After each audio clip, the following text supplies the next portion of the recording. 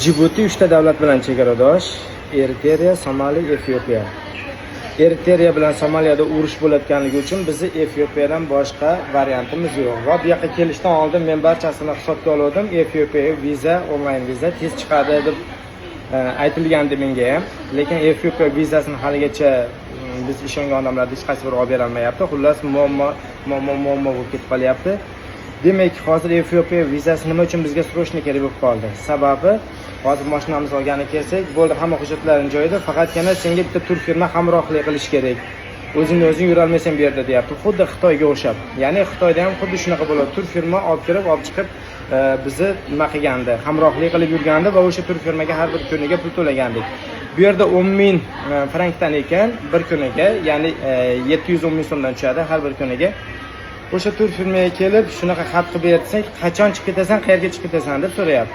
Men Efiopiyaga chiqib ketaman, lekin hali vizam yo'q, necha kunligini bilmayman. Taxminan 10 kunga qilib beribdi hozir. Mana 7,100,000 beraman senga hozir desam, yo'q, necha kunga desang o'sha kunga qilib beraman, faqat o'sha kun tugagandan keyin biz chiqib ketmasang, o'sha kunning ichida davlatimizdan chiqib ketmasang, mashinani asir olib, biz tinimsiz seni kuzatib yuramiz. Mashinani qulflab qamab qo'yishimizga to'g'ri keladi. Keyin juda ham katta jarima bilan olib chiqishingga to'g'ri keladi. Shuning uchun bizga aniq Efiopiya vizasini ko'rsatmasang biz senga qilib bera olmaymiz deyishyapti. Shuning uchun bizga Efiopiya vizasi hozir juda ham zarur bo'lib qoldi. Efiopiya vizasini imkon qadar tezroq qilsak, ana undan keyin Efiopiya vizasini ko'rsatib, o'shancha kun oralig'ida bu tur firmani olib chiqib ketamiz.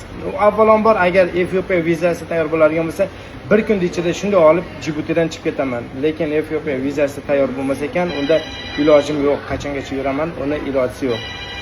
O'zi shundoq ham naryoqda stanka puli kuniga 7,000, ya'ni taxminan $40 stanka puli o'zi shundoq ham tug'ib yotibdi u yerda. Stanka puli shundoq ham tug'ib yotibdi. Endi hamma ishimiz Efiopiya vizasiga taqalib qoldi. Efiopiya vizasini tezroq oladigan bo'lsak, Jibutidan qarab qochamiz.